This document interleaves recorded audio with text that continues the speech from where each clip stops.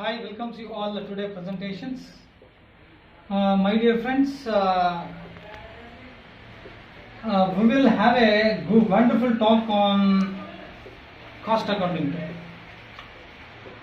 Before the presentation, I am Akim Aurathi, Assistant Professor of Commerce, Government First Grade College, Gangavati, or SKNG, Government First Grade College, Gangavati. My dear friends, in the previous sessions, I have completed 2 models or chapters on cost accounting 2 subject as per VSKEB syllabus or curriculum. I have did 16 sessions or video sessions on cost accounting 2. In cost accounting 2, marginal costing. I have completed 2 models, namely marginal costing and process costing. So 2 models, 16 videos. I have completed 2 models. Then today we will have rest of the models or chapters to discuss. Okay, my dear friends, without delay we will move what the content we will have, or what is the name, or what is the content today we will have discuss. Chapter. Today we will have a wonderful chapter or module to discuss on contract costing. ಇಂದಿನ ತರಗತಿಯಲ್ಲಿ ನಾನು cost accounting 2 VSK university syllabus ಸೇರಿದೆ. Cost accounting 2 ನಲ್ಲಿ 16 videos ಅನ್ನು ಮಾಡಿದ್ದೀನಿ. 16 videos ಬಂದು marginal costing 8 videos ಮತ್ತೆ process costing 8 videos, total 16 videos ಇದೆ. ಸೊ ಇನ್ನು ಆ 2 ಮಾಡೆಲ್ ಅನ್ನು ಮುಗಿಸಿದ ಮೇಲೆ 2 ಅಧ್ಯಾಯಗಳನ್ನ ಕಂಪ್ಲೀಟ್ ಮಾಡಿದ್ಮೇಲೆ ಇನ್ನು ಉಳಿದಿರ್ತಕ್ಕಂಥ ಅಧ್ಯಾಯಗಳಿದೆ. ಸೊ ಅದು ಇವತ್ತಿನ ಉಳಿದಿರ್ತಕ್ಕಂಥ ಅಧ್ಯಾಯಗಳ ಬಗ್ಗೆ ಡಿಸ್ಕಸ್ ಮಾಡೋಣ. ಬಟ್ ಅದರಲ್ಲಿ ಒಂದು ಅಧ್ಯಾಯ ನಾನು ಸೆಲೆಕ್ಟ್ ಮಾಡಿದ್ದೀನಿ. So contract costing. ಸೊ ಇಲ್ಲಿ ಕಾಂಟ್ರಾಕ್ಟ್ ಅಂತ ಹೇಳಿದ ಕೂಡಲೇ ಒಪ್ಪಂದ ಅಂತ ಬರ್ತದೆ. ಸೊ ಸಾಮಾನ್ಯ ಅಂತ ಈ ಕಾಂಟ್ರಾಕ್ಟ್ ಕಾಸ್ಟಿಂಗ್ ಹೇಗೆಲ್ಲ ವರ್ಕ್ ಆಗ್ತದೆ. In the previous sessions, I spoke on process costing. In process costing, I have differentiate between process costing and job costing. As I said in previous sessions, job costing is it is treated as terminal costing, whereas contract costing comes under job costing. ನಾನು ಹಿಂದಿನ sessions ಅಲ್ಲಿ ಹೇಳಿದ ಹಾಗೆ so contract casting ಅನ್ನಂದ್ರೆ ಈ process casting ನ ಹೇಳಬೇಕಾದ್ರೆ ಕೆಲವು differences ಅನ್ನ ಹೇಳ್ತಾ ಇದೆ.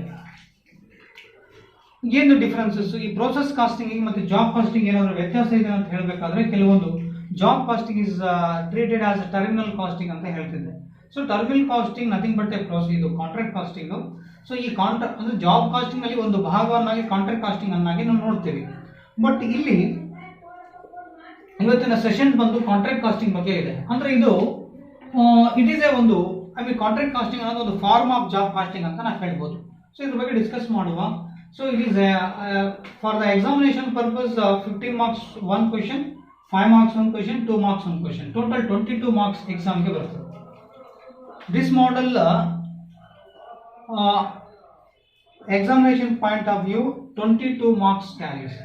22 marks usually this model appears. This model, the questions appears on this model. Total 22 marks for 5 marks, for 15 marks and 2 marks.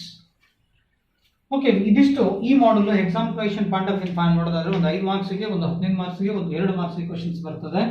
So ಇದು ಎಕ್ಸಾಮಿನೇಷನ್ ಪಾಯಿಂಟ್ ಆಫ್ ವ್ಯೂಯಿಂದ 12 ಮಾರ್ಕ್ಸ್, ಟೋಟಲ್ 22 ಮಾರ್ಕ್ಸ್ ಅನ್ನ ನೀವು ಲರ್ನ್ ಮಾಡ್ತೀರಿ.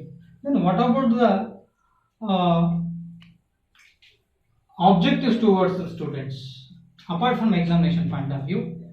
ಎಕ್ಸಾಮಿನೇಷನ್ ಪಾಯಿಂಟ್ ಆಫ್ ವ್ಯೂನ ಬಿಟ್ಟು ನಿಮಗೆ ಇದು ಏನೆಲ್ಲ ಯಾವ ರೀತಿ ನಿಮಗೆ ಅನುಕೂಲ ಆಗ್ತದೆ, ಇದರಿಂದ ನಿಮಗೇನು ಅಡ್ವಾಂಟೇಜಸ್ ಆಗುತ್ತೆ. ಎಕ್ಸಾಮಿನೇಷನ್ ಪಾಯಿಂಟ್ ಆಫ್ ವ್ಯೂನ 22 ಮಾರ್ಕ್ಸ್ ಬರ್ತದೆ. ಓಕೆ, ನಿಮಗೆ ಇದು ಎಕ್ಸಾಮಿನೇಷನ್ ಹೊರತುಪಡಿಸಿ ನಿಮಗೆಲ್ಲ ಏನಾದ್ರು ಬೇರೆ ಕಡೆ ಹೆಲ್ಪ್ ಆಗುತ್ತೆ ಅಂದ್ರೆ ಎಸ್, ಹೆಲ್ಪ್ ಆಗುತ್ತೆ. ನೀವು after completion of your PC or UG if your father, I mean, if you want to pursue like a professional course like CS or ICW or CA, it may helps to you people. Apart from education, it helps to your with the help of you people to your cousins or brothers and sisters, I mean not sisters, brothers and fathers. ಇದು examination ಹೊರತುಪಡಿಸಿ ಮತ್ತೇನಾದ್ರೂ help ಆಗುತ್ತೆ ಅಂದ್ರೆ ನೀವು professional ಕೋರ್ಸಿಗೆ ಮುಂದೆ ಮಾಡಲಿಕ್ಕೆ ಇಚ್ಛೆ ಬಯಸಿದ್ರೆ ಅಲ್ಲಿ ನಿಮಗೆ ಹೆಲ್ಪ್ ಆಗುತ್ತೆ. ಇದೇ ಕಾನ್ಸೆಪ್ಟು ಕಾಂಟ್ರಾಕ್ಟ್ ಕಾಸ್ಟಿಂಗು. ಮತ್ತು ಅದನ್ನು ಬಿಟ್ಟು ಮತ್ತೇನಾದ್ರು ಅಂದರೆ ಎಕ್ಸಾಂಪಲ್ ನಿಮ್ಮ ಮನೇಲಿ ಯಾರಾದ್ರೂ ಕಸಿನ್ಸ್ ಮತ್ತು ನಿಮ್ಮ ಬ್ರದರ್ಸ್ ಮತ್ತು ಫಾದರ್ಸ್ ಯಾರಾದರೂ ಇದ್ದರೆ ಅವರಿಗೆ ನೀವು ಅವರೇನಾದರೂ ಕಾಂಟ್ರಾಕ್ಟರ್ ಆಗಿದ್ರೆ ಅವ್ರಿಗೆ ನೀವು ಸಜೆಸ್ಟ್ ಮಾಡ್ಬೋದು. ಇದ್ರ ಬಗ್ಗೆ ಈ ಕಾಂಟ್ರಾಕ್ಟ್ ಕಾಸ್ಟಿಂಗನ್ನು ನೀವು ಕಲಿತು ಅವ್ರಿಗೆ ಸಜೆಸ್ಟ್ ಮಾಡ್ಬೋದು. ಈ ಕಾಂಟ್ರಾಕ್ಟನ್ನು ತಗೋಬೇಕಾದ್ರೆ ಒಂದು ಕಾಂಟ್ರಾಕ್ಟನ್ನು ಕೈಗೆ ಎತ್ಕೋಬೇಕಾದ್ರೆ ನೀವೇನಾದರೂ ಅದರಿಂದ ಲಾಭ ಗಳಿಸ್ಬೇಕಂತ ಏನಾದರೂ ಇಚ್ಛೆ ಪಟ್ಟರೆ ಕೆಲವೊಂದು ಕ್ಲಾಸಸ್ ಇದೆ. ಆ ಕ್ಲಾಸಸ್ಸನ್ನು ನೀವು ಅವರಿಗೆ ಇನ್ಸ್ಟ್ರಕ್ಟ್ ಮಾಡ್ಬೋದು. ಅಥವಾ ಅಸಿಸ್ಟೆನ್ಸ್ ಅಂದರೆ ನಿಮ್ಮ ಒಂದು ಈ ಕಾಂಟ್ರಾಕ್ಟ್ ಕಾಸ್ಟಿಂಗನ್ನು ಕಲಿತ ಮೇಲೆ ಅವ್ರಿಗೆ ಒಂದು ನೀವು ಹಿಂಟ್ಸ್ ಕೊಡ್ಬೋದು. ಈ ಕಾಂಟ್ರಾಕ್ಟನ್ನು ಯಾವುದೋ ಒಂದು ಕಾಂಟ್ರಾಕ್ಟ್ ತಗೋಬೇಕಾದ್ರೆ ಆ ಕಾಂಟ್ರಾಕ್ಟ್ನಲ್ಲಿ ಏನಾದರೂ ಪ್ರಾಬ್ಲಮ್ಸನ್ನು ಫೇಸ್ ಮಾಡ್ತಾ ಇದ್ರೆ ಆ ಪ್ರಾಬ್ಲಮ್ಸ್ ಏನಾದರೂ ಅವ್ರೇನಾದರೂ ಫೇಸ್ ಮಾಡೋಕ್ಕೆ ಮುಂದಿನ ದಿನ ಏನಾದರೂ ಫೇಸ್ ಮಾಡ್ಬೋದು ಅನ್ನೋ ದೃಷ್ಟಿಯಿಂದ ಇಟ್ಟುಕೊಂಡು ಕೆಲವೊಂದು ಕ್ಲಾಸಸ್ ಬರ್ತದೆ ಇಲ್ಲಿ, ಎಸ್ಕಲೇಷನ್ ಕ್ಲಾಸ್ ಅಂತೇಳಿ. ಇದು ಕಾಂಟ್ರಾಕ್ಟರ್ಸ್ಗೆ ಭಾಳಷ್ಟು ಹೆಲ್ಪ್ಫುಲ್ ಆಗುತ್ತೆ. ಸೊ ಇದಕ್ಕೂ ಈ ಒಂದು ಕಾಂಟ್ರಾಕ್ಟ್ ಕಾಸ್ಟಿಂಗನ್ನು ನೀವು ಕಲಿಯೋದ್ರಿಂದ ನಿಮ್ಮ ಕಸಿನ್ಸ್ಗೆ ಮತ್ತು ನಿಮ್ಮ ಬ್ರದರ್ಸ್ಗೆ ಮತ್ತು ನಿಮ್ಮ ಫಾದರ್ಸ್ ಮತ್ತು ರಿಲೇಟಿವ್ಸ್ಗೆ ಯಾರಾದರೂ ಕಾಂಟ್ರಾಕ್ಟ್ಸ್ ಆಗಿದ್ರೆ ಈ ಒಂದು ಕಾಂಟ್ರಾಕ್ಟ್ ಕಾಸ್ಟಿಂಗನ್ನು ಕಲಿಯೋದ್ರ ಮೂಲಕ ಅವರಿಗೆ ಕೆಲವೊಂದು ಲಾಭದಾಯಕವಾಗಿರ್ತಕ್ಕಂಥ ಮತ್ತು ಇದರಿಂದ ಕೆಲವೊಂದು ಕಾಂಟ್ರಾಕ್ಟ್ ತೆಗೆದುಕೊಳ್ಳೋದ್ರಿಂದ ಏನಾದರೂ ಅಪಾಯಗಳನ್ನು ಎದುರಿಸುವಂಥ ಏನಾದರೂ ಸನ್ನಿವೇಶ ಬಂದರೆ ಅದನ್ನು ಪಾರಾಗೋದು ಹೇಗೆ ಅನ್ನೋದು ಕೂಡ ಇದನ್ನು ನೀವು ಈ ಒಂದು ಚಾಪ್ಟರಿಂದ ಕಲಿಬೋದು ಎಕ್ಸಾಮಿನೇಷನ್ ಪಾರ್ಟ್ ಬಿಟ್ಟು. ಓಕೆ, ಈಗ without delay, look at this, observe the board or look at the board. So here contract costing. So it is a form of job costing. ನಾನು ಈ ಪ್ರೋಸೆಸ್ ಕಾಸ್ಟಿಂಗ್ ಅನ್ನು ಹೇಳಬೇಕಾದ್ರೆ ಡಿಫ್ರೆನ್ಸ್ ಬಿಟ್ವೀನ್ ಪ್ರೋಸೆಸ್ ಕಾಸ್ಟಿಂಗ್ ಮತ್ತು job casting ಹೇಳಬೇಕಾದ್ರೆ job casting ಕೂಡ ಒಂದು terminal casting ಇದ್ದಾಗ ಅಂತ ಹೇಳಿದೆ. ಸೊ ಅದೇ ಥರ ಹೇಳಿದಾಗ ಹಿಂದಿನ ಪ್ರಿವಿಯಸ್ ಸೆಷನ್ ಹೇಳಿದಾಗೆ ಸೊ ಇದು ಕೂಡ ಒಂದು ಕಾಂಟ್ರಾಕ್ಟ್ ಕಾಸ್ಟಿಂಗ್ ಅನ್ನೋದು ಒಂದು ಫಾರ್ಮ್ ಆಫ್ ಜಾಬ್ ಕಾಸ್ಟಿಂಗ್. ಇದು ಕೂಡ ಜಾಬ್ ಕಾಸ್ಟಿಂಗ್ ಥರ ಅಂದರೆ ಡಿಪೆಂಡ್ ಅಪಾನ್ ಕಸ್ಟಮರ್ಸ್ ರಿಕ್ವೈರ್ಮೆಂಟ್ ಏನಿದೆ ಅದರ ಆಧಾರದ ಮೇಲೆ ನೀವು ಭಾಳಷ್ಟು ಕಾಂಟ್ರಾಕ್ಟ್ ಏನೋ ನೋಡಿರ್ತೀರಿ. ಇದು ಯೂಶ್ವಲಿ ಕಾಂಟ್ರಾಕ್ಟ್ ಕಾಸ್ಟಿಂಗ್ ಅಂತ ಬಂದ ಕೂಡಲೇ construction of building, construction of road, construction of roads, big projects ಏನಿದೆ ಭಾಳಷ್ಟು ದೊಡ್ಡ ಪ್ರಮಾಣದ ಪ್ರಾಜೆಕ್ಟ್ಸನ್ನು ಯಾರಾದರೂ ಕೈ ಎತ್ಕೊಂಡಿದ್ರೆ ನಿಮ್ಮ ರಿಲೇಷನ್ಸ್, ನಿಮ್ಮ ಕಸಿನ್ಸ್, ನಿಮ್ಮ ಬ್ರದರ್ಸ್ ಮತ್ತು ನಿಮ್ಮ ಫಾದರ್ಸ್ ಅಂತ ಯಾರಾದರೂ ಒಂದು ದೊಡ್ಡ ಪ್ರಾಜೆಕ್ಟ್ಸನ್ನು ಕೈ ಎತ್ಕೊಂಡಾಗ ಅವರಿಗೆ ಕೆಲವೊಂದು ಸಜೆಷನ್ಸನ್ನು ಕೊಡ್ಬೋದು. ನೀವು ಒಂದು ಪ್ರಾಜೆಕ್ಟನ್ನು ಕೈ ಎತ್ಕೊಳ್ಬೇಕಾದ್ರೆ ಈ ಎಸ್ಕಲೇಷನ್ ಕ್ಲಾಸನ್ನು ಹಾಕ್ಕೊಳ್ಳಿ, ನಿಮಗೆ ಮುಂದೆ ಲಾಭ ಆಗ್ತದೆ. ಯಾಕಂದರೆ ಈಗಿರ್ತಕ್ಕಂಥ ಪ್ರೈಸ್ ಆಫ್ ಮಟೀರಿಯಲ್ಸ್ ಏನಿದೆ, ಸ್ಯಾಂಡ್ ಇರ್ಬೋದು, ಸಿಮೆಂಟ್ಸ್ ಇರ್ಬೋದು, ಈ ಸಮ್ಟೈಮ್ಸ್ ಲೇಬರ್ ಚಾರ್ಜಸ್ ಇರ್ಬೋದು, ಇವನ್ನೆಲ್ಲ ಮುಂದಿನ ದಿನಗಳಲ್ಲಿ ಹೆಚ್ಚಾಗೋ ಸಂಭವಗಳು ಜಾಸ್ತಿ ಇರ್ತದೆ. Day by day the price of the materials and price of the cements and the price of the labourers, cost of laborers may increase. So on the basis of increasing these concept of the materials prices and labor prices and cement prices etc, sometimes exclusion clause helps to many contractors. ಇದನ್ನು ನೀವು ಕಲಿಯೋದ್ರಿಂದ so ನೀವು ಕೂಡ ನಿಮ್ಮ contract ನಿಮ್ಮ ಯಾರಾದರೂ cousins brothers ಇದ್ದರೆ ಅವರಿಗೆ ಹೆಲ್ಪ್ ಆಗುವಂಥ ಸಾಧ್ಯತೆಗಳು ಜಾಸ್ತಿ ಇರ್ತದೆ. ಓಕೆ, ಇಲ್ಲಿ it is a form of job costing and it is one of the method of costing. Contract costing is one of job costing, but it is also method of costing. As I said before in the theory sessions regarding marginal costing, process costing, I quote many examples regarding methods of costing. Job costing is a method of costing, batch costing is a method of costing, process costing is a method of costing, contract costing is also a method of costing, operating costing also is a method of costing, output costing is a method of costing, etc. So this is one of the method of costing.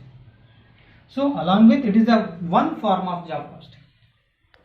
It is employed in business undertakings engaged in building construction, road construction, bridge construction and other civil engineering works. So contract costing is based on civil engineering works like bridge construction, road construction, building construction. These are the examples of contract contract costing. ಅಂದರೆ ಈ contract costing ಅನ್ನೋದು ಕೆಲವೊಂದು undertakings. It is employed in business. Undertaking engaged in building construction. ಯಾವ ಕ್ರಿಯೆ ಈ building ಕನ್ಸ್ಟ್ರಕ್ಷನಲ್ಲಿ ತೊಡಗಿದ್ರೆ, ಅಥವಾ road ಕನ್ಸ್ಟ್ರಕ್ಷನಲ್ಲಿ ತೊಡಗಿದ್ರೆ, bridge ಕನ್ಸ್ಟ್ರಕ್ಷನಲ್ಲಿ ತೊಡಗಿದ್ರೆ, ಅಥವಾ civil engineering ವರ್ಕಿಗೆ ಸಂಬಂಧಪಟ್ಟಿರ್ತಕ್ಕಂಥ ಆಕ್ಟಿವಿಟೀಸಲ್ಲಿ ಏನಾದರೂ ತೊಡಗಿದ್ರೆ, ಒಬ್ಬ ವ್ಯಕ್ತಿಗಳಾಗಲಿ ಅಥವಾ ನಾವು ಕಂಪನಿಗಳ ಮೂಲಕ ಏನಾದರೂ ಕೆಲವೊಂದು ಕಾಂಟ್ರಾಕ್ಟ್ಸನ್ನು ತೆಗೆದುಕೊಂಡಿದ್ರೆ, ಸೊ ಅದೆಲ್ಲದೂ ಎಲ್ಲ ಸಿವಿಲ್ ಇಂಜಿನಿಯರ್ ವರ್ಕಿಗೆ ಸಂಬಂಧಪಟ್ಟಿರ್ತಕ್ಕಂಥದ್ದೆಲ್ಲದೂ ಕಾಂಟ್ರಾಕ್ಟ್ ಕಾಸ್ಟ್. ಈ ಕಾಂಟ್ರಾಕ್ಟ್ ಕಾಸ್ಟಿಂಗ್ ಹೋಗೋದಕ್ಕಿಂತ ಮುಂಚೆ what you mean by contract? So this word you have been earned in business law subject, BCom 5th semester, business law. I hope all of you heard the name of the word, I mean contract. ಈ contract ಅನ್ನೋ word business ಲಾನಲ್ಲಿ ಈ ವರ್ಡನ್ನು ಕೇಳಿರ್ತೀರಿ. Business ಲಾ, ವಾಣಿಜ್ಯ ಕಾನೂನು ಅಂತ BCom 5th semester ಅಲ್ಲಿ BSK ಕರಿಕ್ಯುಲಮ್ನಲ್ಲಿ ಕೇಳಿರ್ತೀರ. Business ಲಾ ಅಂದರೆ business ಲಾ ಅಲ್ಲಿ contract ಅನ್ನೋದು. ಸೊ ಇಲ್ಲಿ ಕಾಂಟ್ರಾಕ್ಟ್ ಕಾಸ್ಟಿಂಗ್ ಹೋಗೋದಕ್ಕಿಂತ ಮುಂಚೆ what you mean by contract?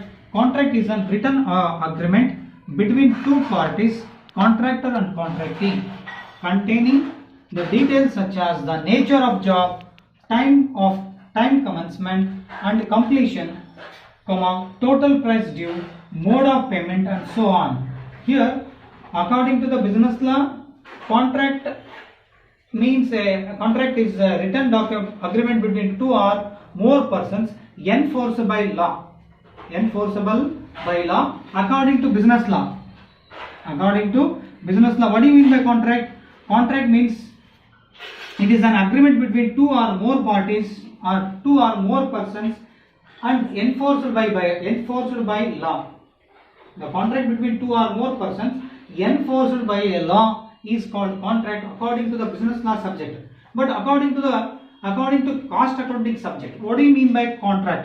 Contract is an written agreement between two or more persons or more parties, like contractor and contractee, and along with it containing some details. I mean, which are the details? Such as the nature of job, what type of job undertaking by the contractor by contracting from the contracting. Time commencement, what are the duration of the project, or the road construction or business construction, depend upon the time commencement and completion, beginning and ending of the project or beginning and ending of contract, and how much amount should be paid, or what is the contract price, total price due, or mode of payment. If the mode of the payment means if the contract price is fixed by the contractor, the contractor has to pay minimum amount first as advance.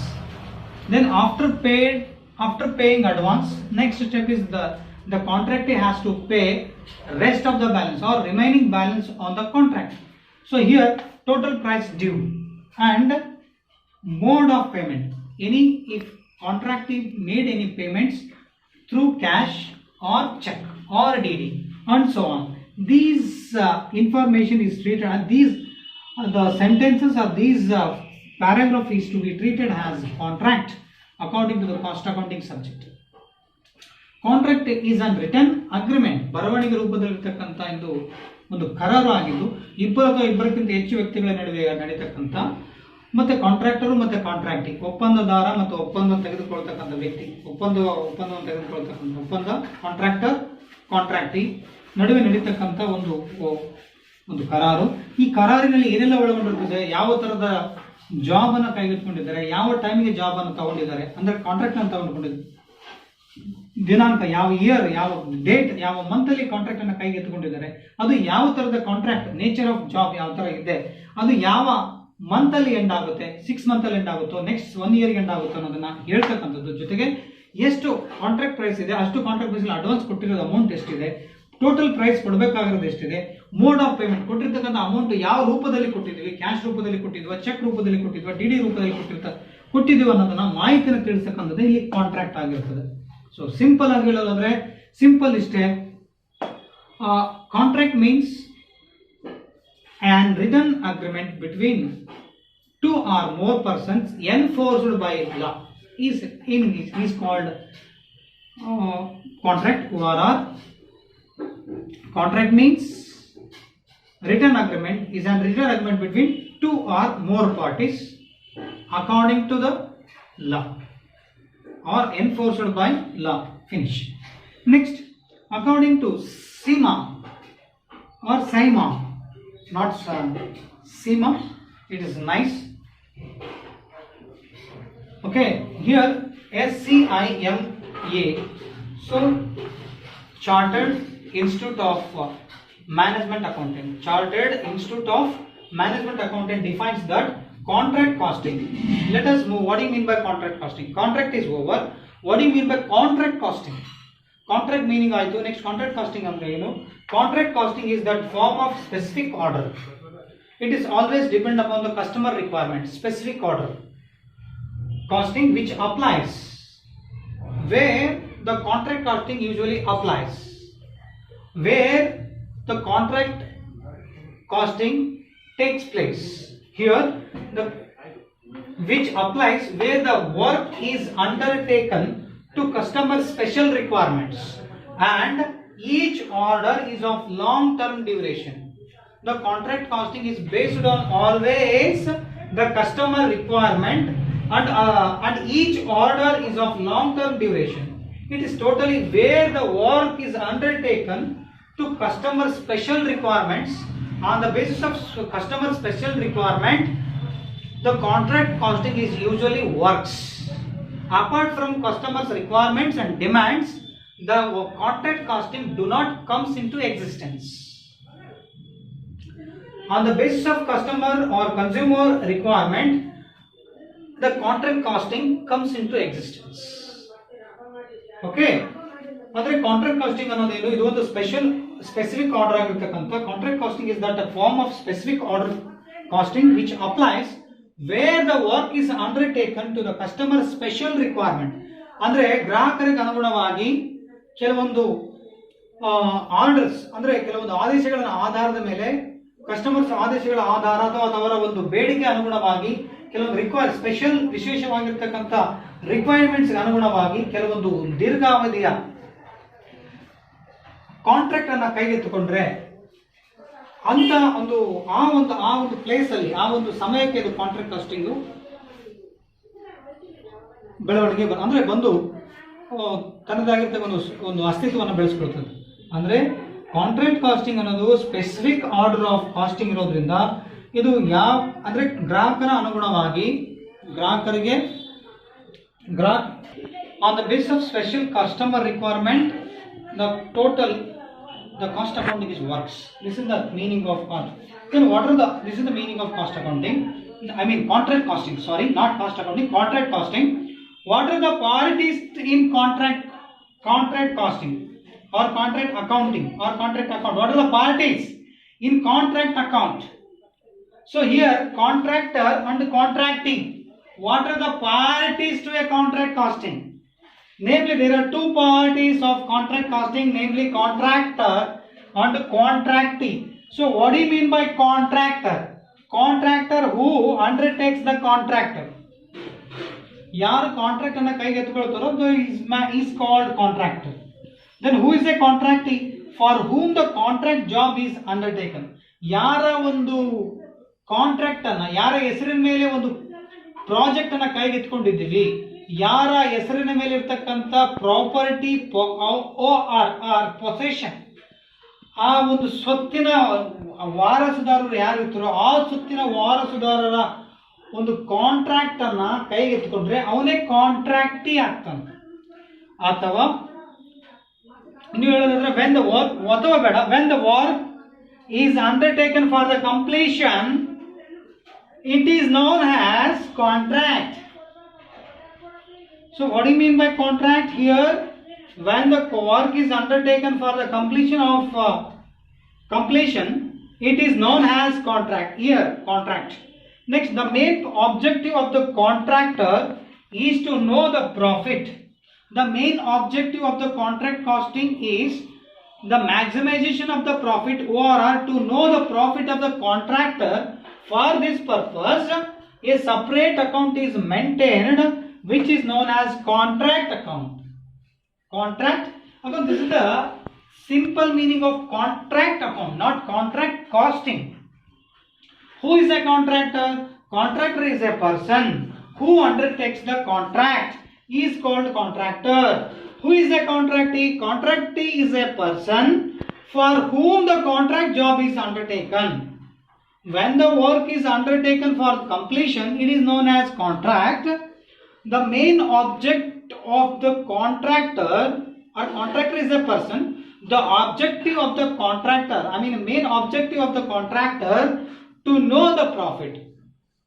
What is the, how much profit earned during the financial year or calendar year. The contractor must know the profit with the help of contract account. This is the theme of the contract. Next, what are the difference between contract costing and job costing? As I said before here, it is a form of job costing. So ನಾವು ಇಂದಿನ ತರಗತಿಯಲ್ಲಿ ಹೇಳಿದ ಹಾಗೆ job casting ಅನ್ನೋದು terminal casting ತರ ಅಂತ ಹೇಳಿದ್ವಿ. ಅದೇ ತರ ಅದಕ್ಕೆ ಇದಕ್ಕೆ ಏನಾದರೂ ವ್ಯತ್ಯಾಸ ಇದೆನಾ? Contract costing is also known as terminal costing. Contract costing ಇನ್ನೊಂದು ಹೆಸರು ಟರ್ಮಿನಲ್ ಕಾಸ್ಟಿಂಗ್ ಅಂತ ಇದೆ. So look at this, have a look of the difference between the job costing or and contract costing, ORR. Distinction between ORR, contract costing versus job costing. Here contract costing, job costing. Look at, have a look. First point, each contract is called cost unit. ಪ್ರತಿಯೊಂದು contract ಅನ್ನು ನಾವು ಇಲ್ಲಿ cost unit ಅಂತ ತಗೊಳ್ತೀವಿ. Next, here job costing, each job is called cost unit. Here job, here contract. These are the difference. But keep it in your mind, job costing is not a form of contract costing, but contract costing is a form of job costing. Okay, it is done at site. Contract costing usually done at site. It means not site means here site means area. Example, ಮನೆ ಕಟ್ಸ್ತಕ್ಕಂಥ ಪ್ಲೇಸಿಗೆ ಹೋದ್ರೆ ಅದು site. ನಾನು ಸೈಟಿಗೆ ಹೋಗಿದ್ದೆ ಮನೆ ನೋಡ್ಲಿಕ್ಕೆ ಅಂತ ಹೇಳ್ತಾರೆ, ಅಥವಾ ಸೈಟಿಗೆ ಹೋಗಿದ್ದೆ ಅಲ್ಲಿ ಕಾರ್ಖಾನೆ ಎಸ್ಟಾಬ್ಲಿಷ್ ಮಾಡ್ತಾ ಇದೀವಿ ಅಂತ ಹೇಳ್ತಾರೆ, ಅದು site. But it is done at factory premises. Job costing ಎಲ್ಲಿ ಯೂಶುವಲಿ ಆಗುತ್ತೆ, ಎಲ್ಲಿ ವರ್ಕ್ ಆಗುತ್ತೆ, ಎಲ್ಲಿ ಮಾಡಲಾಗುತ್ತೆ ಜಾಬ್ ಕಾಸ್ಟಿಂಗ್ ಅನ್ನ? ಫ್ಯಾಕ್ಟರಿನಲ್ಲಿ ಇರ್ತಕ್ಕಂಥ ಬಿಲ್ಡಿಂಗ್ ಒಳಗಡೆ ಈ ಜಾಬ್ ಕಾಸ್ಟಿಂಗ್ ಅನ್ನ ಮಾಡಲಾಗುತ್ತೆ. Next, it is large in size. ಇದು ದೊಡ್ಡ ಪ್ರಮಾಣದಲ್ಲಿರ್ತಕ್ಕಂಥ ಕಾಸ್ಟಿಂಗ್ ಅಂದ್ರೆ ದೊಡ್ಡ ಪ್ರಮಾಣದಲ್ಲಿ ಇರ್ತದೆ ಇದು ಜಾಬ್ ಕಾಂಟ್ರಾಕ್ಟ್ ಕಾಸ್ಟಿಂಗ್ ಅನ್ನೋದು. ಬಟ್ ಇದು ಸ್ಮಾಲರ್. ಹಾಗಾದ್ರೆ ಬಿಸ್ನೆಸ್ ಇದು ಫ್ಯಾಕ್ಟರಿ ಪ್ರಿಮೈಸಸ್ ಅಲ್ಲಾದ್ರೆ ನಿಯಮಿತವಾಗಿರ್ತಕ್ಕ ಪ್ರದೇಶದಲ್ಲಿ ಮಾತ್ರ ಇದು ಸಣ್ಣ ಪ್ರಮಾಣದಲ್ಲಿ ಇರ್ತದೆ. ದೊಡ್ಡ ಪ್ರಮಾಣದಲ್ಲಿ ಇರ್ತಕ್ಕಂಥ ಕಾಂಟ್ರಾಕ್ಟ್ ಅಂದ್ರೆ ದೊಡ್ಡ ಪ್ರಮಾಣದಲ್ಲಿ ಇರ್ತದೆ contract costing. Next, it is the profit can be calculated on incomplete contract also. Under contract costing, the profit can be calculated with the calculated on even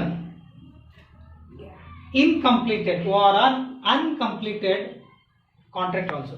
ಇನ್ನು ಕಾಂಟ್ರಾಕ್ಟ್ ಮುಗಿದಿಲ್ಲ ಅಂದ್ರೂ ಕೂಡ, ಮುಗಿದಿರತಕ್ಕಂಥ 100% ಅಲ್ಲಿ 70% ಕಾಂಟ್ರಾಕ್ಟ್ ಆಗಿದ್ರು ಕೂಡ ಆ 70% ಕಾಂಟ್ರಾಕ್ಟ್ ಆಗಿದೆಯಲ್ಲ, ಆ 70% ಕಾಂಟ್ರಾಕ್ಟ್ ಆಗಿದ್ರ ಮೇಲೆ ಕೂಡ ಲಾಭವನ್ನು ಗಳಿಸಬಹುದು. ಬಟ್ ಇದು ಹಾಗಲ್ಲ. The profit can be calculated only after completion of job work. ಒಂದು ಮಷೀನಿಗೆ ಒಂದು ಟಾಸ್ಕ್ ಅನ್ನು ಕೊಟ್ಟಾಗ ಆ ಮಷೀನ್ ಆ ಟಾಸ್ಕ್ ಅನ್ನು ಕಂಪ್ಲೀಟ್ ಮಾಡಿದ ಮೇಲೆ ಮಾತ್ರ ಪ್ರಾಫಿಟ್ ಅನ್ನು ಕಂಡುಹಿಡಿಯಲಿಕ್ಕೆ ಸಾಧ್ಯ. ಬಟ್ ಇಲ್ಲಿ ಆಗಲ್ಲ. 100% ಅಲ್ಲಿ 70% ಕೆಲಸ ಆಗಿದ್ರು ಕೂಡ ಅದ್ರ ಮೇಲೆ ಲಾಭವನ್ನ ಕ್ಯಾಲ್ಕುಲೇಟ್ ಮಾಡಬಹುದು. ಬಿಲ್ಡಿಂಗ್ ಮೇಲೆ ground floor, first floor, second floor ಇದ್ರೆ ಫಸ್ಟ್ ಫ್ಲೋರ್ ಗ್ರೌಂಡ್ ಫ್ಲೋರ್ ಅಷ್ಟೇ ಆಗಿದ್ರು ಕೂಡ ಕನ್ಸ್ಟ್ರಕ್ಷನ್, ಆ ಗ್ರೌಂಡ್ ಫ್ಲೋರ್ ಮೇಲೆ ಕೂಡ ಎಷ್ಟು ಲಾಭ ಆಯಿತು ಕಾಂಟ್ರಾಕ್ಟರ್ಗೆ ಅನ್ನ ತಿಳ್ಕೊಳ್ಬಹುದು. ಎಲ್ಲಿ? ಕಾಂಟ್ರಾಕ್ಟ್ ಕಾಸ್ಟಿಂಗ್ ನಲ್ಲಿ. ಬಟ್ ಜಾಬ್ ಕಾಸ್ಟಿಂಗ್ ಅನ್ನಲ್ಲ. ಒಂದು ಜಾಬ್ ಕಂಪ್ಲೀಟ್ ಟಾಸ್ಕ್, ಒಂದು ಮಷಿನ್ ಟಾಸ್ಕ್ ಅನ್ನು ಕಂಪ್ಲೀಟ್ ಮಾಡಿದಾದ್ಮೇಲೆ ಆ ಒಂದು ಜಾಬ್ ಅನ್ನ ಆ ಮಷಿನ್ ಕಂಪ್ಲೀಟ್ ಮಾಡಿದಾದ್ಮೇಲೆ ಅದರ ಮೇಲೆ ಲಾಭವನ್ನ ಕಂಡುಹಿಡಿಯಲಿಕ್ಕೆ ಇಲ್ಲಿ ಸಾಧ್ಯ ಆಗ್ತದೆ. Next the indirect cost are lower. ಇಲ್ಲಿ ಪರೋಕ್ಷವಾಗಿರ್ತಕ್ಕಂಥ ವೆಚ್ಚಗಳು ಯಾವಾಗಲೂ ಕಡಿಮೆ ಪ್ರಮಾಣದಲ್ಲಿರುತ್ತದೆ. Under contract costing all indirect cost are very lowest or lower, but under in case where has under job costing indirect cost are higher. Indirect costs are higher, like indirect costs like direct materials, indirect labor, indirect charges or indirect expenses. ಇವೆಲ್ಲವೂ high ಇರ್ತದೆ job casting ನಲ್ಲಿ. ಇದರ ಬಗ್ಗೆ ನಾವು ತಿಳ್ಕೊಂಡಿದ್ದೀವಿ first chapter unit casting ಅಥವಾ output casting ಮಾಡಬೇಕಾದ್ರೆ job casting ಬಂದಿದೆ, ನೀವು ಲರ್ನ್ ಮಾಡಿದ್ದೀರಾ. ಸೊ ಇಲ್ಲಿ ಕೂಡ ಅಷ್ಟೇ, ಈ ಇಂಡೈರೆಕ್ಟ್ ಕಾಸ್ಟ್ ಒಂದು ಲೋಯರ್ ಇದ್ರೆ ಅಲ್ಲಿ ಇಂಡೈರೆಕ್ಟ್ ಕಾಸ್ಟ್ ಹೈಯರ್ ಇರ್ತದೆ. ಓಕೆ, ನೆಕ್ಸ್ಟ್ ಡಿಫರೆನ್ಸ್, ಇಲ್ಲಿ ಇಂಡೈರೆಕ್ಟ್ ಕಾಸ್ಟ್ ಅನ್ನು ನೆನಪಿಟ್ಟುಕೊಳ್ಳಿ. ಮಟೀರಿಯಲ್ ಇರ್ಬೋದು, ಲೇಬರರ್ಸ್ ಇರ್ಬೋದು, ಅಥವಾ ಎಕ್ಸ್ಪೆನ್ಸಸ್ ಇರ್ಬೋದು. ಅವು ಇಂಡೈರೆಕ್ಟ್ ಕಾಸ್ಟ್ ಯಾವಾಗಲೂ ಕಾಂಟ್ರಾಕ್ಟ್ ಕಾಸ್ಟಿಂಗ್ ಕಡಿಮೆ ಇದ್ದರೆ ಜಾಬ್ ಕಾಸ್ಟಿಂಗ್ ಯಾವಾಗಲೂ ಹೆಚ್ಚಿರ್ತದೆ. ನೆಕ್ಸ್ಟ್ ಇಟ್ ಈಸ್ ಅಪ್ಲೈಡ್, ಇದು ಎಲ್ಲಿ ಅಪ್ಲಿಕೇಬಲ್ ಆಗುತ್ತೆ contract costing? It is applied in industry engage in construction work. The contract costing applied in industry engage in construction work. ಇದು construction work ಅನ್ನು ಮಾಡ್ತಕ್ಕಂಥ ಕೈಗಾರಿಕೆಗಳಿಗೆ ಮಾತ್ರ ಇದು ಅಪ್ಲಿಕೇಬಲ್ ಆಗುತ್ತೆ. ಬಟ್ ಇದು it is applied for industry manufacturing product or manufacture product who are render service against a specific orders, depend upon the specific orders of the customers or service rendered to the customers who are it is job costing applied where industries, where the manufacturing industries are exists. ಅಂದ್ರೆ ವಸ್ತುಗಳನ್ನು ಉತ್ಪಾದನೆ ಮಾಡುವಂತ ಕಾರ್ಖಾನೆಗಳಿಗೆ ಇದು ಹೆಚ್ಚಾಗಿ apply ಆಗ್ತದೆ. ಜೊತೆಗೆ customers ನ ರಿಕ್ವೈರ್ಮೆಂಟ್ ಗೆ ಅನುಗುಣವಾಗಿ ಸರ್ವಿಸ್ ಅನ್ನ ಕೊಡ್ತಕ್ಕಂಥ ಸಮಯದಲ್ಲಿ ಈ ಒಂದು ಜಾಬ್ ಕಾಸ್ಟಿಂಗ್ ವರ್ಕ್ ಆಗುತ್ತೆ. ಎಕ್ಸಾಂಪಲ್ ನಾವು ಹೇಳೋದಾದ್ರೆ ಪ್ರಿಂಟಿಂಗ್ ಪ್ರೆಸ್ ಅಂತ ಹೇಳ್ತೀವಿ. ಪ್ರಿಂಟಿಂಗ್ ಪ್ರೆಸ್ಗೆ ಹೋದ್ರೆ ನಮಗೆ ಬೇಕಾಗಿರ್ತಕ್ಕಂಥ 1,000 ಪಾಂಪ್ಲೆಟ್ಸ್ ಬೇಕಾದ್ರೆ 1,000 ಪಾಂಪ್ಲೆಟ್ಸ್ ಅಷ್ಟೇ ಅವ್ರು ಪ್ರಿಂಟ್ ಮಾಡಿ ಕೊಡ್ತಾರೆ. ಅದು ಡಿಪೆಂಡ್ ಅಪಾನ್, ಅದು comes under job costing. Okay, next, what are the features of contract costing? Features or are characteristics of contract costing. Here contracts are carried out away from contractor premises. What are the essentials or what are the characteristics must have contract costing? These characteristics must have contract costing, otherwise it is not a contract costing. My dear friends, here these characteristics must have contract costing, otherwise it not become a contract costing. ಇಂಥ ಲಕ್ಷಣಗಳನ್ನು ಹೊಂದಿದ್ರೆ ಮಾತ್ರ ನಾವು contract costing ಅಂತ ಕರಿತೀವಿ. ಅಂದರೆ contract ಯಾವಾಗಲೂ contractor premises ಅಲ್ಲೇ ಇರ್ತದೆ. ಯಾರು ಕಾಂಟ್ರಾಕ್ಟ್ ಅಂದರೆ the contracts are carried out away from contractor premises. ಅಂದ್ರೆ ಯಾವಾಗಲೂ ಕಾಂಟ್ರಾಕ್ಟರ್ ನ ಮನೆ ಬಿಟ್ಟು ಉಳಿದಿರ್ತಕ್ಕಂಥ ಬೇರೆ ಕಾಂಟ್ರಾಕ್ಟರ್ ಪ್ಲೇಸಸ್ ಅಲ್ಲಿ ಇದು ಹೆಚ್ಚಾಗಿ ಈ ಕಾಂಟ್ರಾಕ್ಟ್ ಕಾಸ್ಟಿಂಗ್ ನಡೀತಾ ಇರ್ತದೆ. ನಾಟ್ ಫಾರ್ ಕಾಂಟ್ರಾಕ್ಟರ್, ಅಂದ್ರೆ ಯಾರು ಕಾಂಟ್ರಾಕ್ಟರ್ ಇರ್ತಾರಲ್ಲ ಆ ಕಾಂಟ್ರಾಕ್ಟರ್ ಮನೆಯ ಹತ್ರ ಅಥವಾ ಅವರ ಒಂದು ಪ್ಲೇಸ್ ಹತ್ರ ಇದು ಕಾಂಟ್ರಾಕ್ಟ್ ಕಾಸ್ಟಿಂಗ್ ನಡೆಯಲ್ಲ. ಯಾವ ವ್ಯಕ್ತಿ ಕಾಂಟ್ರಾಕ್ಟ್ ಅನ್ನ ಮಾಡಿಸ್ಕೊಳ್ತಾ ಇರ್ತಾನೋ ಅಥವಾ ಕಾಂಟ್ರಾಕ್ಟ್ ಅನ್ನ ಬೇರೆಯವರಿಗೆ ಒಪ್ಪಂದವನ್ನ ಕೊಟ್ಟಿರ್ತಾನೋ ಆ ವ್ಯಕ್ತಿಯ ಕಡೆ ಹೋಗಿ ಕಾಂಟ್ರಾಕ್ಟ್ ವರ್ಕ್ ಮಾಡಲೇಬೇಕಾಗುತ್ತೆ. ಸೊ ಅದನ್ನ ನಿರ್ವಹಿಸಬೇಕಾಗ್ತದೆ. Example, x is the contractor, y is the contract ಅಂದಾಗ ವೈ ಪ್ಲೇಸ್ ಅಲ್ಲಿ ಇದು ಕಾರ್ಯ ಆಗ್ತಾ ಇರ್ತದೆ, ನಾಟ್ ಎಕ್ಸ್. ಯಾಕಂದ್ರೆ contractor. Next, contracts may continue for more than one accounting year. The another characteristics or feature or essential of contract costing is that contracts may continue for more than one accounting year, then only it is called as contract costing. ಅಂದ್ರೆ contract ಅನ್ನೋದು 1 ವರ್ಷಕ್ಕಿಂತ ಜಾಸ್ತಿ ನಡೀತಾ ಇರಬೇಕು, ಹಂಗಿದ್ರೆ ಮಾತ್ರ ನಾವು contract costing ಅಂತ ಕರಿತೀವಿ. ಕೆಲವೊಂದು 6 ತಿಂಗಳಿಗೆ ಮುಗಿದು ಹೋಗ್ತದೆ, ಅದು ಬೇರೆ ವಿಚಾರ. But depend upon the duration. ನಾ ಥಿಯರಿ ಎಕ್ಸ್ಪ್ಲೇನ್ ಮಾಡಬೇಕಾದ್ರೆ ಮೀನಿಂಗ್ ಹೇಳಬೇಕಾದ್ರೆ ಹೇಳಿದ್ದೀನಿ. So next, sub contracts may be employed. ಅಂದ್ರೆ ಒಂದು ಕಾಂಟ್ರಾಕ್ಟ್ ವರ್ಕ್ ನಡೀತಾ ಇರಬೇಕಾದ್ರೆ some sub contractors may be employed in contract I mean contract price ORR. Example here, not ORR, here example glass ORR electrical fixing. While work in progress of any business any road construction or building construction, usually subcontractors may be employed like wiring, electricity, plumbing, okay, next glass works. These are the subcontracts. ಒಂದು ಮನೆ ಕಟ್ತಾ ಇರ್ತಾರೆ, ಒಂದು building construction ನಡೀತಾ ಇರ್ತದೆ ಅಂದರೆ ಆ ಮನೆ ಕನ್ಸ್ಟ್ರಕ್ಷನ್ ಜೊತೆಗೆ ವೈರಿಂಗ್ ಮಾಡೋದಂತಾರೆ, ಎಲೆಕ್ಟ್ರಿಸಿಟಿ ವೈರಿಂಗ್ ಎಳೆಯೋದು, ಪ್ಲಂಬಿಂಗ್ ಕೆಲಸಗಳು ನಡೀತಾ ಇರಬೇಕು. ಪ್ಲಂಬಿಂಗ್ ಕೊಳಾಯಿ ಅಂತ ಹೇಳ್ತೀವಿ. ಸೊ ಕೆಲವೊಂದು ಪ್ಲಾಸ್ಟಿಕ್ ಅಂದರೆ ಕೊಳಾಯಿಗೆ ಏನು ಹೇಳ್ತೀವಿ, ಈ ಸಿಂಟೆಕ್ಸ್ ಮೇಲೆ ಕೂಡಿಸ್ತಕ್ಕಂಥ ಕೆಲಸ ಇರ್ಬೋದು, ವೈರಿಂಗ್ ಟ್ಯೂಬ್ಲೈಟ್ಸನ್ನು ಹಾಕ್ತಕ್ಕಂಥದ್ದು, ಬಲ್ಬ್ಸ್ ಹಾಕಿ ಹೇಳ್ತಕ್ಕಂಥದ್ದು ಇರ್ಬೋದು, ಫಿಕ್ಚರ್ಸ್ ಅಂತ ಹೇಳ್ತೀವಿ, ಫ್ಯಾನ್ಸ್ ಟ್ಯೂಬ್ಲೈಟ್ಸನ್ನು ಹಾಕ್ತಕ್ಕಂಥ ಕೆಲಸಗಳು ನಡೀತಾ ಇದ್ರೆ ಮಾತ್ರ ನಾವು ಕಾಂಟ್ರಾಕ್ಟ್ ಕಾಸ್ಟಿಂಗ್ ಅಂತ ಹೇಳ್ತೀವಿ. ಅಂದರೆ ಬಿಲ್ಡಿಂಗ್ ಕಟ್ಟೋ ಸಮಯದಲ್ಲಿ ಇವೆಲ್ಲ ಕೆಲಸಗಳು ನಡೀತಾ ಇರ್ತದೆ, ಅದು ವರ್ಕಿಂಗ್ ಪ್ರೋಗ್ರೆಸ್ ಅಂತ ಹೇಳ್ತೀವಿ. Next, a separate account is prepared for each contract to find out profit or loss on each contract. A separate contract must be prepared for the finding of profit or loss or ORR, ascertainment of profit ORR loss on each contract. ಪ್ರತಿಯೊಂದು contract ಅಲ್ಲಿ, ಪ್ರತಿ ವರ್ಷದ contract ಅಥವಾ ಪ್ರತಿಯೊಂದು contract ಅಲ್ಲಿ ಲಾಭದ ಮತ್ತು ನಷ್ಟದ ಉದ್ದೇಶವನ್ನು ತಿಳ್ಕೊಳ್ಳೋದಕ್ಕೋಸ್ಕರ ಸಪರೇಟ್ ಆಗಿರ್ತಕ್ಕಂಥ ಖಾತೆಗಳನ್ನು ತಯಾರು ಮಾಡ್ತಾನೆ ಇರಬೇಕು. ಇಂಥ ಲಕ್ಷಣಗಳನ್ನು ಹೊಂದಿದ್ರೆ ಮಾತ್ರ ನಾವು ಕಾಂಟ್ರಾಕ್ಟ್ ಕಾಸ್ಟಿಂಗ್ ಅಂತ ಕರಿತೀವಿ. Next, payment by the customer are made at various stage based on engineer certificate for the complete stage. This is another ORR, the major feature. ORR, it is very important feature for contract costing. The payment by the customer ORR contractee must be made on depend upon the percentage of work certified. Then only it is called as contract costing. Otherwise, it is not treated as contract costing. So, ಯಾವುದೇ ಒಂದು payment ಅಂದರೆ ಕಾಂಟ್ರಾಕ್ಟರ್ಗೆ ಕಾಂಟ್ರಾಕ್ಟಿ X ಅನ್ನು contractor ಆಗಿದ್ರೆ, Y ಅನ್ನು ಕಾಂಟ್ರಾಕ್ಟಿ ಆಗಿದ್ರೆ, Y ಮನೆಯ building construction ಅನ್ನು X ಮಾಡ್ತಾ ಇದ್ರೆ ಎಷ್ಟೆಷ್ಟು ವರ್ಕ್ ಆಗಿದೆ, ಎಷ್ಟು ಪ್ರಮಾಣದಲ್ಲಿ ವರ್ಕ್ ಆಗಿದೆ ಅಷ್ಟೇ ಪ್ರಮಾಣದ ಹಣವನ್ನು ಕಾಂಟ್ರಾಕ್ಟಿವ್ ಪೇಮೆಂಟ್ ಮಾಡ್ತಾ ಹೋಗ್ತಾನೆ. Depend upon the stage. ಆ ಥರದ ಪೇಮೆಂಟ್ಸನ್ನು depend upon the work, percentage of work ಎಷ್ಟಾಗಿದೆ ಅಷ್ಟೇ ಪ್ರಮಾಣದ ಅಮೌಂಟನ್ನು ಪೇಮೆಂಟ್ ಮಾಡ್ತಾ ಹೋಗ್ತಾನೆ ಇರಬೇಕು. ಅದಕ್ಕೆ ನಾವು ಕಾಂಟ್ರಾಕ್ಟ್ ಕಾಸ್ಟಿಂಗ್ ಅಂತ ಕರಿತೀವಿ. ಅಂದರೆ ಎಷ್ಟು ಪ್ರಮಾಣದಲ್ಲಿ ವರ್ಕ್ ಆಗಿದೆ ಅಷ್ಟು ಅಮೌಂಟನ್ನು ಪೇಮೆಂಟ್ ಮಾಡ್ತಾ ಇರಬೇಕು ಕಾಂಟ್ರಾಕ್ಟರ್ಗೆ. ಹಂಗಿದ್ರೆ ಮಾತ್ರ ನಾವು ಕಾಂಟ್ರಾಕ್ಟ್ ಕಾಸ್ಟಿಂಗ್ ಅಂತ ಕರಿತೀವಿ. Next, types of contracts. Fixed price contract, fixed price with escalation clause contract. Third one, cost plus contracts.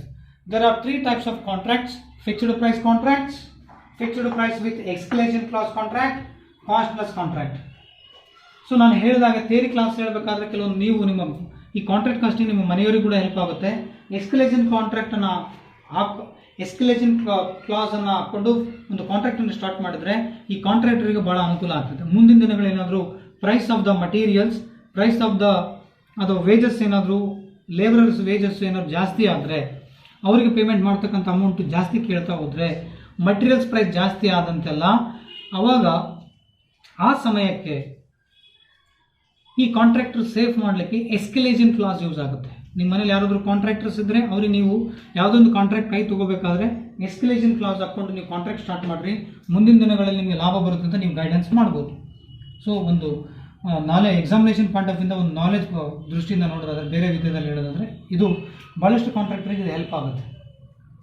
ಒಂದು ಕಾಂಟ್ರಾಕ್ಟ್ ಸ್ಟಾರ್ಟ್ ಮಾಡ್ಕೊಂಡು ಎಸ್ಕಲೇಷನ್ ಕ್ಲಾಸ್ ಹಾಕೊಂಡು ಯಾವುದೋ ದೊಡ್ಡ ಕಾಂಟ್ರಾಕ್ಟರು ದೊಡ್ಡ ಪ್ರಮಾಣದ ಒಂದು ಕಾಂಟ್ರಾಕ್ಟನ್ನು ಇಟ್ಕೊಂಡಿದ್ರೆ, ಆ ಬ್ರಿಡ್ಜ್ ಕನ್ಸ್ಟ್ರಕ್ಷನ್ ಇರ್ಬೋದು, ರೋಡ್ ಕನ್ಸ್ಟ್ರಕ್ಷನ್ ಇರ್ಬೋದು, ಅಂಥ ಸಮಯದಲ್ಲಿ ಈ ಕಾಂಟ್ರಾಕ್ಟ್ ಜೊತೆಗೆ ಎಸ್ಕಲೇಷನ್ ಕ್ಲಾಸನ್ನು ಹಾಕ್ಕೊಂಡು ಮಾಡಿಕೊಂಡ್ರೆ ಅವನಿಗೆ ಅಲ್ಲಿ ಕಾಂಟ್ರಾಕ್ಟರಿಗೆ ಭಾಳ ಸೇಫ್ ಇರ್ತದೆ.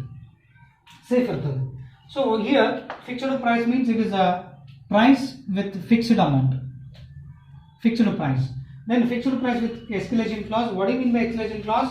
So this clause, what do you mean by escalation clause? This clause is to cover the changes in the price for materials, labor on account of changes in the price of material and labor. The contractor can increase the price The object of this clause is safeguard the interest of the contractor against the unfavorable changes in the cost. There may be dis-escalation clause or reserve clause to provide for any future decrease prices, etc. Okay, there is a escalation clause along with dis-escalation clause. For the sake of contractor, for the sake of contractee, both clauses are available. So what do you mean by escalation clause? This escalation clause is to cover the change in the prices for materials. If in future, if materials prices are go up, example materials, sand, cement, isn't it? These are the materials, or some, stones, small stones like ಜಲ್ಲಿಕಲ್ಲು ಅಂತ ಏನು ಹೇಳ್ತೀವಿ, ಆ ಜಲ್ಲಿಕಲ್ಲಿಂದ ಇರ್ಬೋದು, ಮರಳು ಇರ್ಬೋದು, ಅಥವಾ ಸಿಮೆಂಟಿನ prices ಅನ್ನ ಜಾಸ್ತಿ ಆದಂತ ಹೋದಂತೆಲ್ಲ ಈ ಕಾಂಟ್ರಾಕ್ಟರ್ಗೆ ಸಮ್ಟೈಮ್ಸ್ ಹೆಲ್ಪ್ ಆಗುತ್ತೆ ಈ ಎಸ್ಕಲೇಷನ್ ಕ್ಲಾಸಸ್ ಅನ್ನು ಹಾಕೊಳ್ಳೋದ್ರಿಂದ.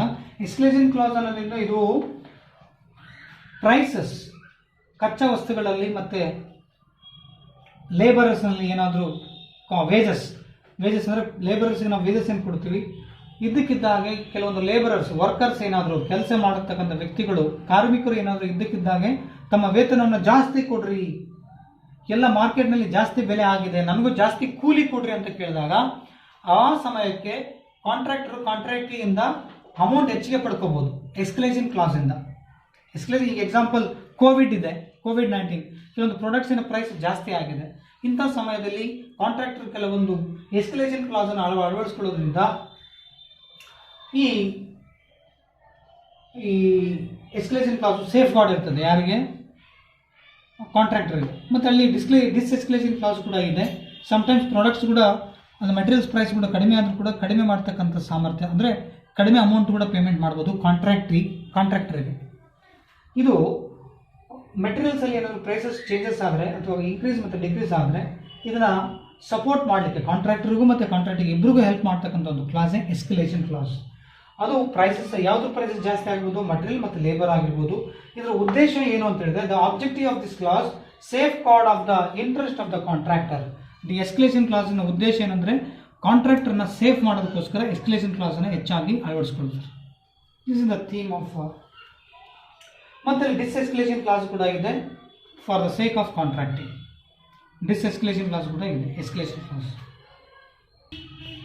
There is a rest of the theory regarding what are the important terms are used in contract costing. ಇನ್ನು ಕಾಂಟ್ರಾಕ್ಟ್ ಕಾಸ್ಟಿಂಗ್ ಇಂಪಾರ್ಟೆಂಟ್ ಟರ್ಮ್ಸ್ ಇನ್ನು ಯಾವ್ಯಾವ ಬರ್ತವೆ ಅನ್ನೋದ್ರ ಬಗ್ಗೆ ಇನ್ನೂ ಥಿಯರಿ ಕಾನ್ಸೆಪ್ಟ್ ಇದೆ. I will come with rest of the theory part 2.